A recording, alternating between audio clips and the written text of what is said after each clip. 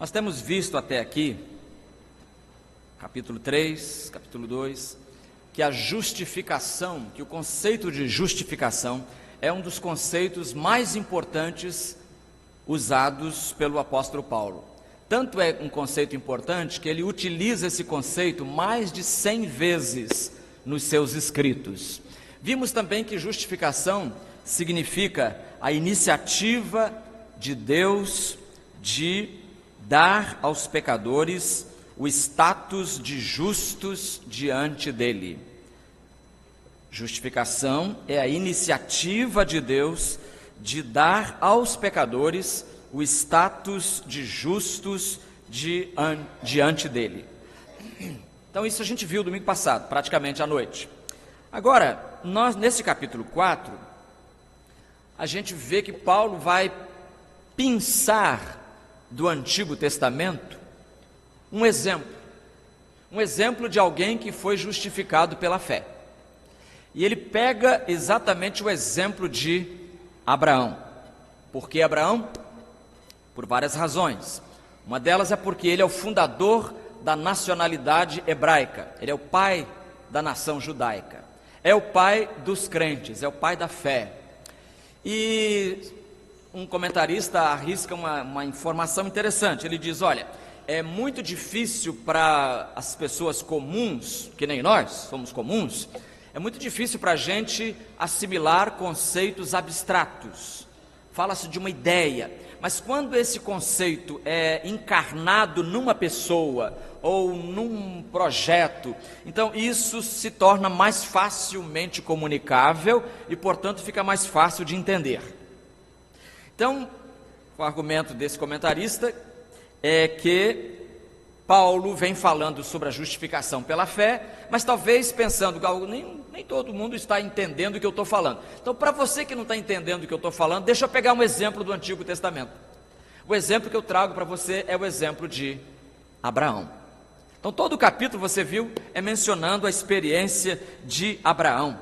E neste capítulo nós podemos ter 4 divisões, nós podemos dividi-lo em 4 partes. A primeira parte vai mostrar para a gente que ninguém é justificado pelas boas obras. Começa por aí.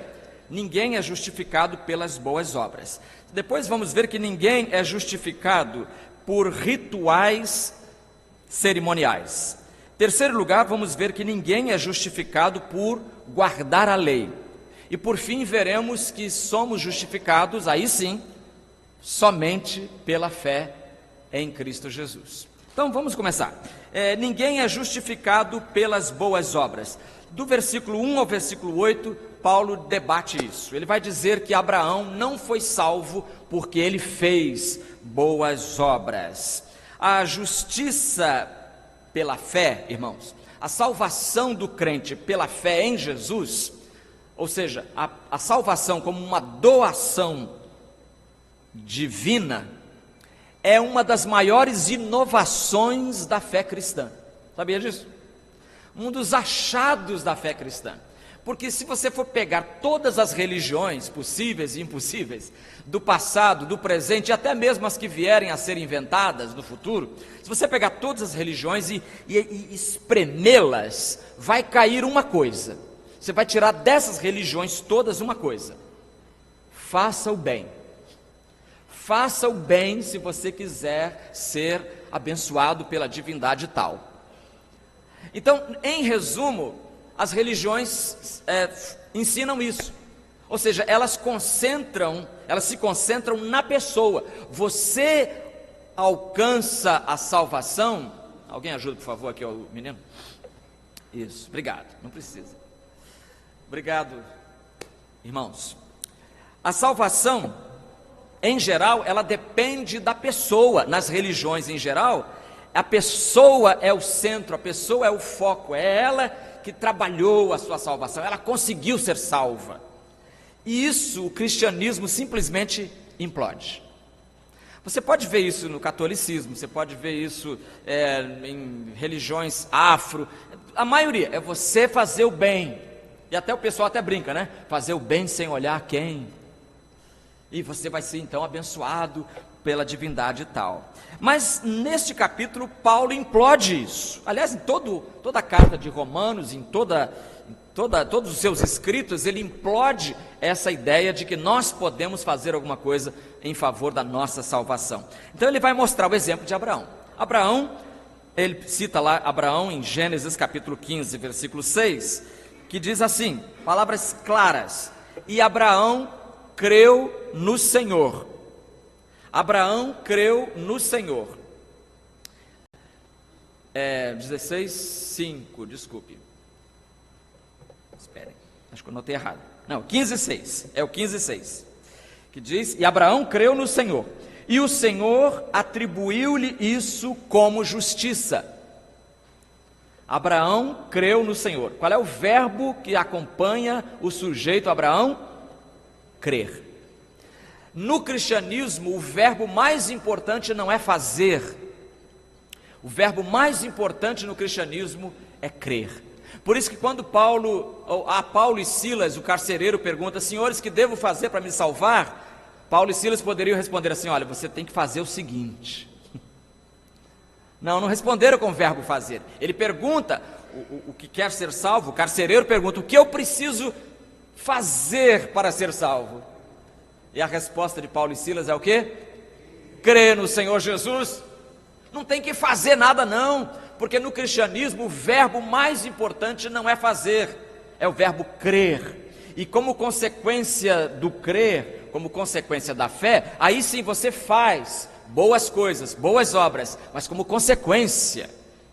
Você não faz nada para ser salvo. Abraão creu no Senhor. Oh, maravilha! Abraão creu, irmãos. Ele abriu o seu coração, abriu a sua mente e disse, eu creio. Estás me fazendo algumas promessas, Senhor, e eu vou me apegar a elas. E eu vou ser abençoado e quero ser uma bênção também. Eu quero ser uma bênção em tuas mãos. Abraão creu. E o Senhor, essa frasezinha Paulo vai usar aqui no capítulo 4 de Romanos, vai usar 9 vezes essa frasezinha de Gênesis 15:6, a parte B. E o Senhor, minha tradução diz, atribuiu-lhe isso como justiça. A tradução que ele leu diz, e o Senhor lhe imputou isso como justiça. Ou seja, o Senhor, a linguagem aqui, irmãos, é uma linguagem que Paulo retira do universo da contabilidade. Quando você deposita um dinheiro na conta de alguém, virou um crédito, essa pessoa tem agora esse crédito. Alguém depositou R$500 na minha conta. Essa eu posso passar minha conta para os irmãos. Depositou R$500 na sua conta. Você agora tem esse crédito. Alguém depositou. Você pergunta, mas quem depositou? Alguém aqui, olha, alguém que gostou da sua cara e depositou esse dinheiro na sua conta. Maravilha!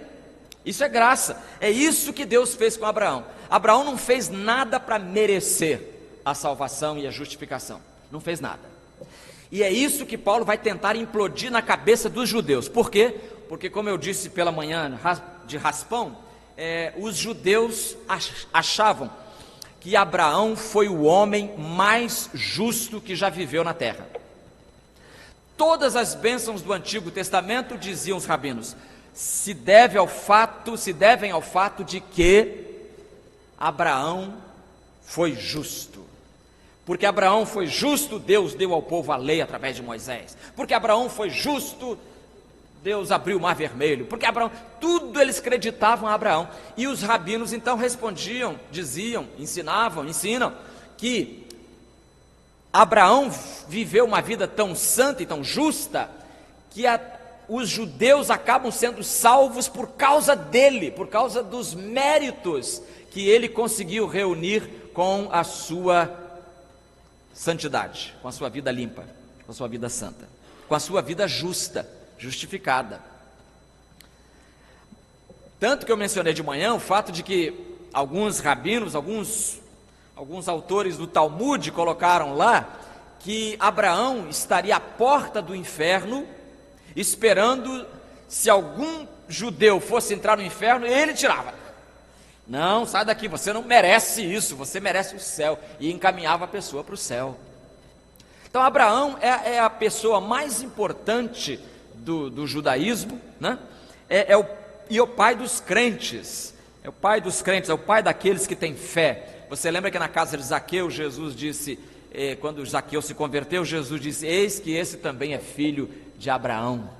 Filho de Abraão, ou seja, se converteu. Mas não é pelas boas obras, de jeito nenhum. Meus irmãos, se nós ensinarmos, presta atenção nisso agora aqui, se nós ensinarmos que a salvação é pelas boas obras, nós vamos cometer pelo menos 2 erros. Um erro chamado esvaziamento e um outro erro chamado orgulho. Esvaziamento: se nós dissermos que a salvação, a justificação é pelas boas obras, nós estamos esvaziando aquilo que Jesus fez na cruz. Por que Jesus morreu na cruz? Morreu para nos salvar. Ceia do Senhor diz isso, o Evangelho diz isso, a sua vida diz isso. Jesus morreu para nos salvar. Por isso ele deu o seu sangue na cruz do Calvário. Ora, se eu digo: bom, eu vou ser salvo pelas minhas boas obras, vou fazer o bem, não olhar quem, e Deus vai me salvar. Se eu ensino isso, o que eu estou dizendo em relação ao sacrifício de Cristo na cruz? Inútil, não valeu nada. Que coisa! Eu estou esvaziando, anulando, diz o apóstolo Paulo aqui, o sacrifício de Cristo na cruz. Então Deus cometeu um erro. Deus cometeu um erro porque Deus não tinha outro plano para salvar os homens a não ser o seu filho morrendo na cruz. E Deus esqueceu que eu podia ser salvo pelas boas obras. Não esqueceu? Esqueceu não, irmão. Não esqueceu não. É porque a única forma de o homem ser salvo é através de Jesus, através do sacrifício de Jesus. Não é nem através do sermão do monte. Observando o sermão do monte eu vou ser salvo. Vai não. Observando as parábolas de Jesus eu vou ser salvo. Vai não. Você é salvo quando você olha para a cruz. Paulo disse: eu não quis pregar outra coisa a não ser Jesus e este crucificado. É a cruz que nos dá a alegria da fé. E por isso nós podemos cantar o que cantamos aqui hoje: como é feliz o homem, aliás, isso aqui foi Salmo 40, como é feliz o homem que põe no Senhor a sua confiança e não vai atrás dos orgulhosos, dos que se afastam para seguir deuses falsos. Não há ninguém além de ti, Deus, não há ninguém que eu deseje mais.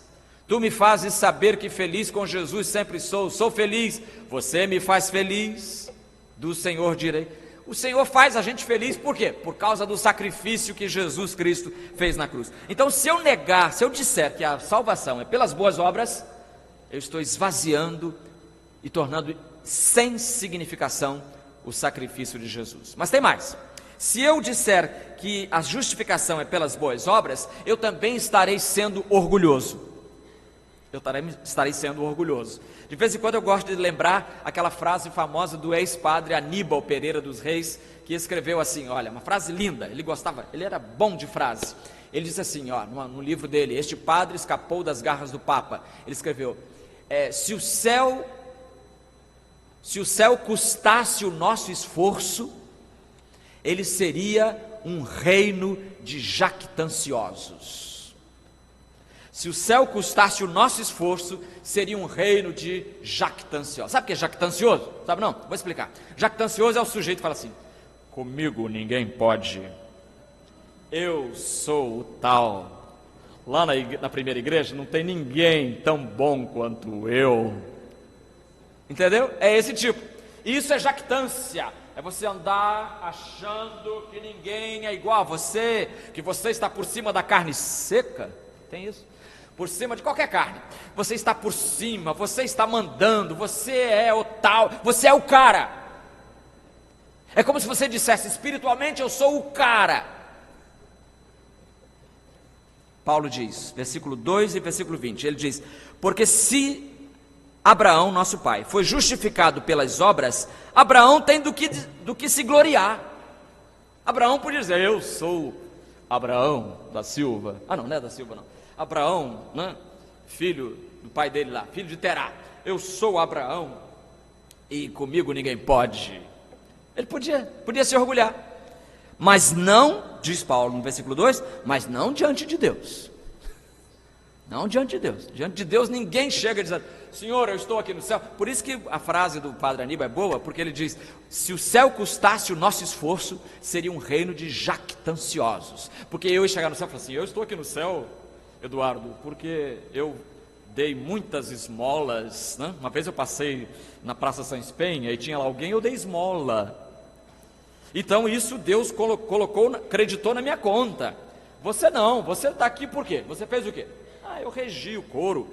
Você regia a música da igreja. Você dirigia a música da primeira igreja. Então você também merece. Irmão, pega a palavra merecimento e risca. Apaga, cancela. Não existe essa palavra no vocabulário de Deus. No vocabulário de Deus, ninguém merece, a não ser condenação. Isso que Paulo está dizendo aqui. Abraão foi o que foi, porque Deus é o que é. Porque Deus é o que é, Abraão foi o que foi, e porque isso é assim, você também pode ser algo diferente. Você pode confiar na graça do Senhor Jesus. Quando você trabalha, diz o versículo 4 aqui, né? Quando você trabalha, você ganha um salário. Então, o salário não é graça. Não é graça. Não é favor. Não é favor algum, diz o povo. Você trabalhou, você merece. Paulo está dizendo aqui, olha, 4:4. O salário daquele que trabalha não lhe é atribuído como favor, mas como dívida. Irmão, Deus não me deve nada. Deus não me deve nada. Eu não tenho crédito algum diante de Deus, condenado que eu sou. Então, quando você trabalha, você tem direito a um salário, mas se você não trabalhasse e ainda ganhasse alguma coisa, presta atenção, se você não trabalhasse, mas ainda ganhasse, seria estranho. Você vai dizer, seria estranho. Essa é justamente a estranheza da graça. É nisso que reside a estranheza da graça. É a gente não merecer e ainda assim Deus nos amar. E ainda assim Deus dar o seu Filho por nós. E um exemplo da estranheza da graça é o caso de Davi. Escreve Paulo. Ele escreve aqui, olha, versículo 6. Assim também Davi fala da bem-aventurança do homem, a quem Deus atribui a justiça, a quem Deus justifica, sem as obras. Sem as obras. É um bem-aventurado. Davi escreveu, é o Salmo 32, 1 e 2 que Paulo está citando. Salmo 32, 1 e 2, ou Romanos 4, 7 e 8. Bem-aventurados aqueles cujas iniquidades são perdoadas, cujos pecados são cobertos. Bem-aventurado a quem o Senhor nunca atribuirá o pecado. Ou seja, bem-aventurado aquele a quem o Senhor olha e de quem se compadece e a quem manifesta o seu amor e a sua graça. É nisso que consiste a nossa salvação. Por isso Romanos é tão importante. Romanos vai detonar a ideia de que nós podemos ser salvos pelas nossas boas obras. Em segundo lugar, Romanos 4 vai dizer para a gente que ninguém é justificado pela observância de rituais cerimoniais. Versículo 9. Essa bem-aventurança é somente para os da circuncisão ou também para os da incircuncisão?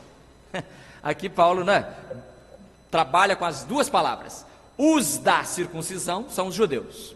A essa altura eu suponho que todo mundo saiba o que seja circuncisão, um ato realizado no corpo do homem, ser masculino, e significa então que este homem está em aliança com Deus. Todo judeu, era a primeira coisa que o judeuzinho, o bebezinho, o primeiro rito a que ele se submetia, o rito da circuncisão. Da circuncisão.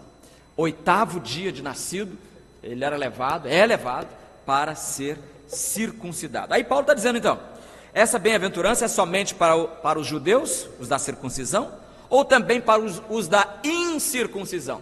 Os da incircuncisão somos nós. Somos nós, os gentios, não judeus, que não fomos circuncidados segundo a lei de Moisés. Pois dizemos que no caso de Abraão, a fé lhe foi atribuída como justiça. Então, por isso, versículo 12 diz: ele, Abraão, é o pai dos circuncisos, judeus, dos que não somente são da circuncisão, mas que também andam nas pisadas da fé que teve nosso pai Abraão, antes de ser circuncidado. E aqui está um detalhe interessante. Abraão foi justificado por Deus antes de ser circuncidado. É o versículo 12, no final. E nós lendo Gênesis, descobrimos que Abraão realmente creu em Deus, Gênesis 15, 6. Abraão creu em Deus e isso lhe foi imputado como justiça. Foi antes ou foi depois da circuncisão? Antes. Pelo menos 13 anos antes. Há alguns rabinos que jogam para 29 anos, mas calculando assim rapidamente, parece que 13 anos depois de Abraão crer em Deus é que ele foi circuncidado. Ele foi circuncidado. Então não dependeu de um rito, não dependeu de uma cerimônia, e a salvação também não depende, conclui Paulo, da nossa relação com os rituais religiosos. E isso, irmãos, é verdadeiro lá no judaísmo? Sim, mas também é verdadeiro aqui. Você acha que alguém que é batizado, ele sai do batistério agora sim, agora ele foi salvo por Jesus, porque ele foi batizado? E se ele não for batizado, como o ladrão na cruz que vamos ver no final da mensagem? E se ele não foi batizado, como é que fica? Então não será, não deu tempo, teve uma doença, né? Teve uma doença, morreu sem ser batizado, e foi para o inferno, será? Não, ele foi justificado por sua fé em Cristo Jesus. Então ninguém é salvo por observar, pela prática das boas obras, não é salvo por observar ritos. Em terceiro lugar, ninguém é justificado por guardar a lei. Por guardar a lei. Versículo 13, porque não foi pela lei que Abraão, ou sua descendência, recebeu a promessa. Não foi pela lei. Até porque ele viveu muito tempo antes da lei.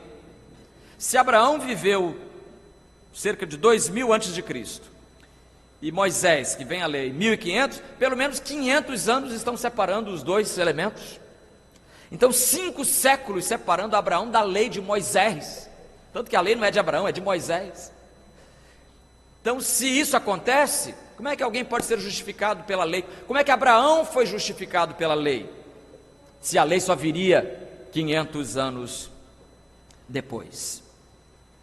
Aí os rabinos vão dizer, não, Abraão foi o único homem justo da sua geração. Aí outros rabinos perguntam para eles, mas como pôde Abraão guardar a lei, se ele viveu centenas de anos antes da lei? Aí os primeiros respondem, é porque ele cumpriu por intuição. Peraí, cumpriu por antecipação. Estão forçando a barra, irmãos.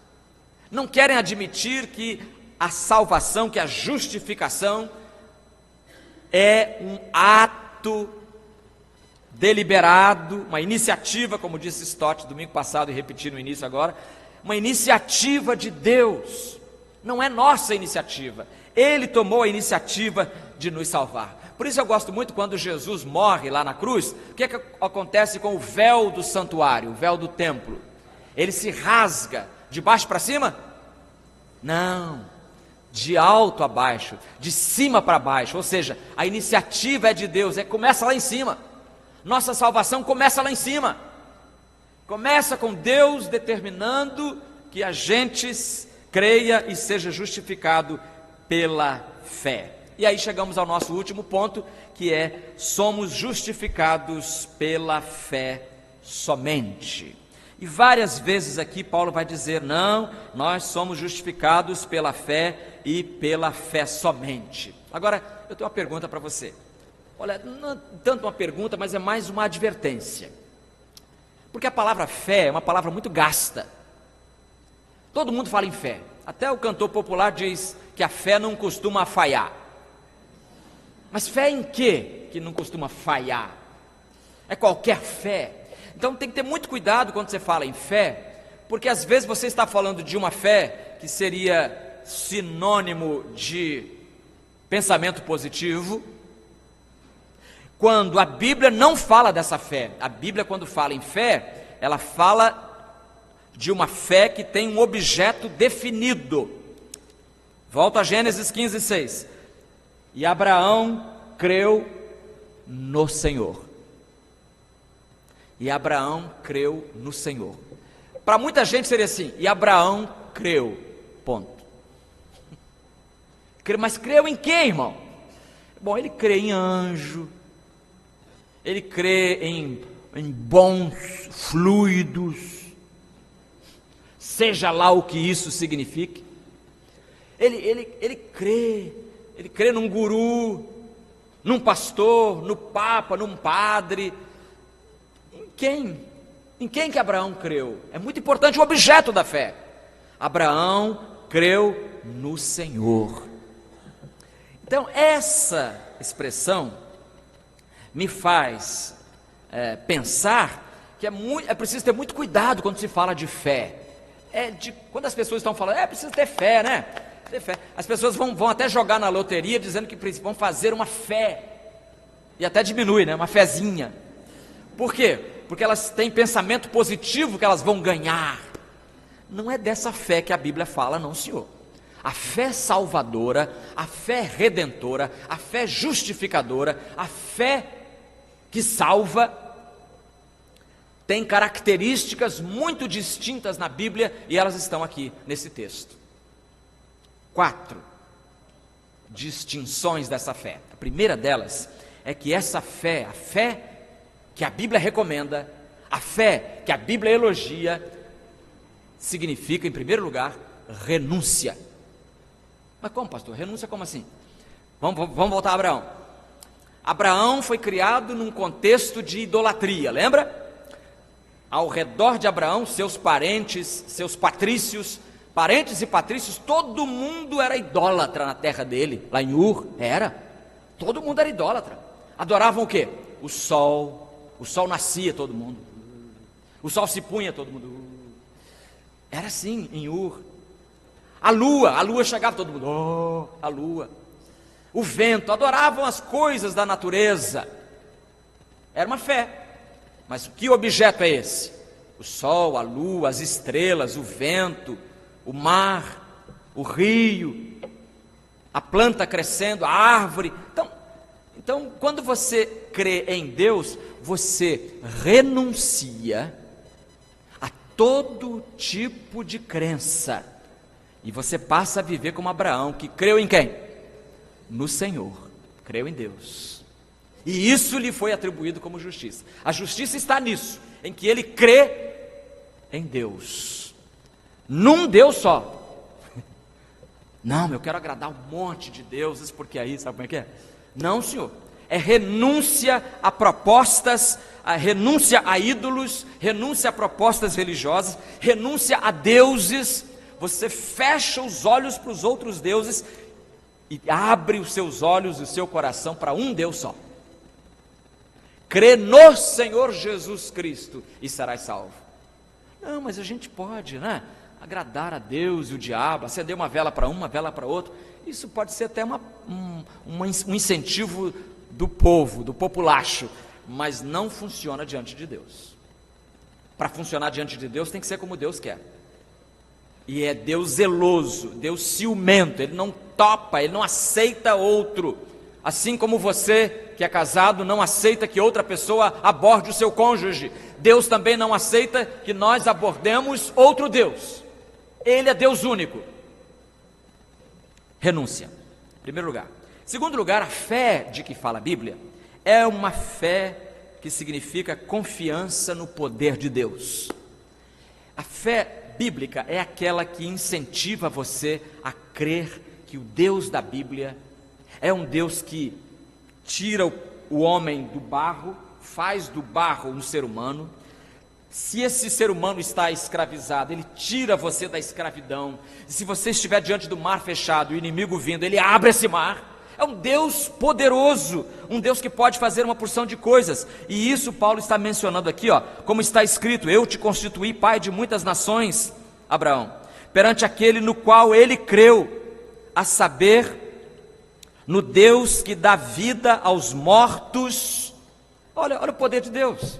Um Deus que pode tirar o sujeito do vício, pode tirar o sujeito do álcool, da droga, do vazio. Um Deus que dá vida aos mortos e chama à existência as coisas que não existem, como se já existissem.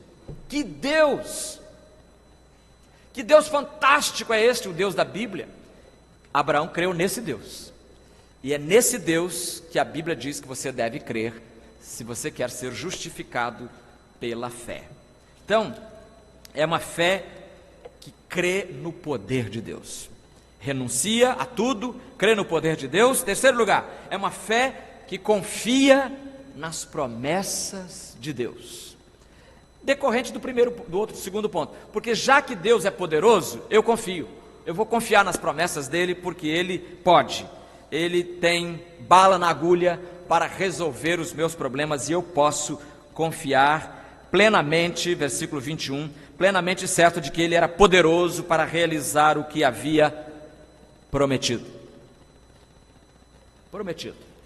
Quantas promessas Deus fez? Alguém uma vez leu a Bíblia contando quantas promessas Deus fez? 8.810. Haja paciência.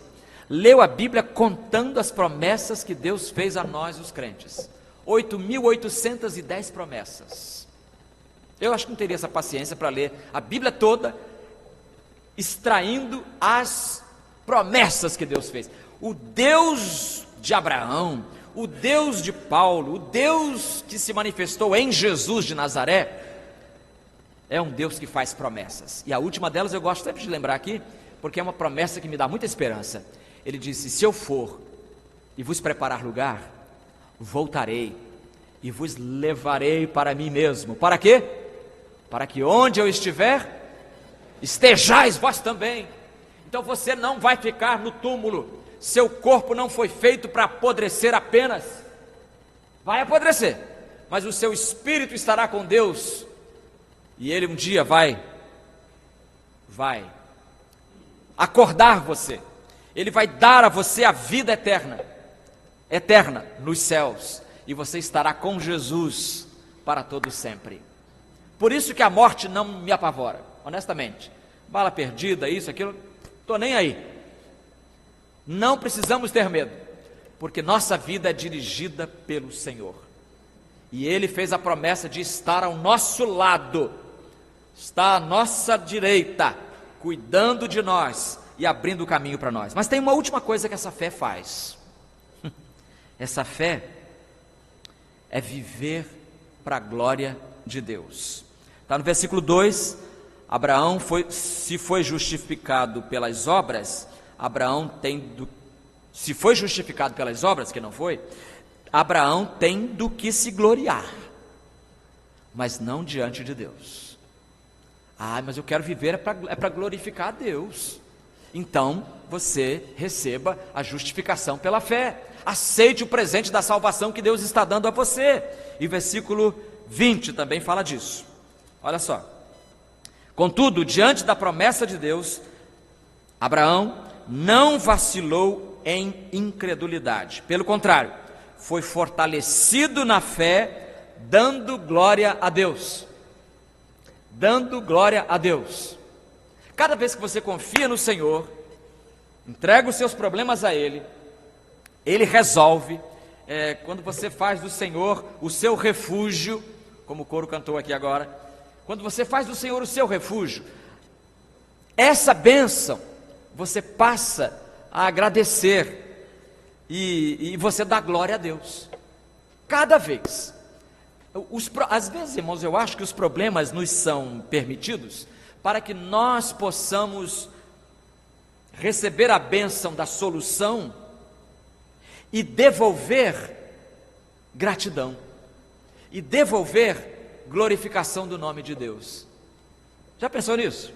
Aquele problema que você está enfrentando é financeiro, é de saúde, é de relacionamento. Esse problema não é à toa, não. Deus está deixando acontecer na sua vida para que Deus resolva e você olhe para cima e diga: obrigado, Senhor. E a glória é dele.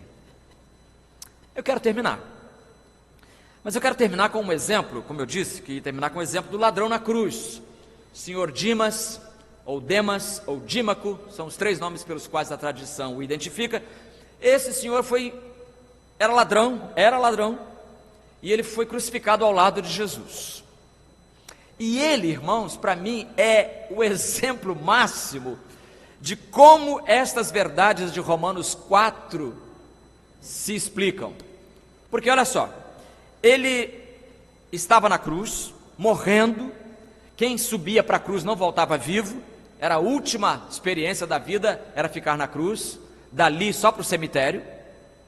E esse homem então olha para Jesus e confia em Jesus, e diz: Jesus, lembra-te de mim quando entrares no teu reino. E Jesus diz: está certo, hoje mesmo a gente vai caminhar no paraíso, fica tranquilo. E o homem morreu tranquilo. Se a salvação fosse pelas boas obras, ele não seria salvo.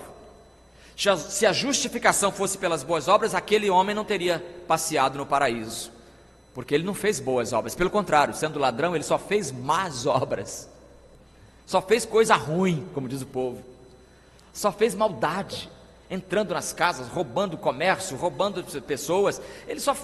Tanto que ele transgrediu. Primeira coisa, boas obras ele não fez.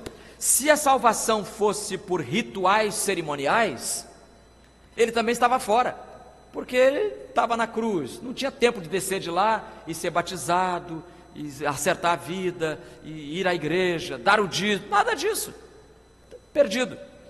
Graças a Deus a salvação não depende de boas obras, não depende de rituais. E como vimos em terceiro lugar, a salvação também não depende de guarda da lei, porque aquele rapaz não guardou a lei. A lei tinha 10 mandamentos pelo menos. Depois os judeus esticaram essa lei e colocaram 613 mandamentos. Eles lutam hoje com 613, os judeus, mandamentos. Ele não guardou nem os 10 ele guardou, porque o 8º mandamento, Êxodo 20:15, diz: não furtarás. Ele foi à cruz justamente porque furtou demais, não seria salvo.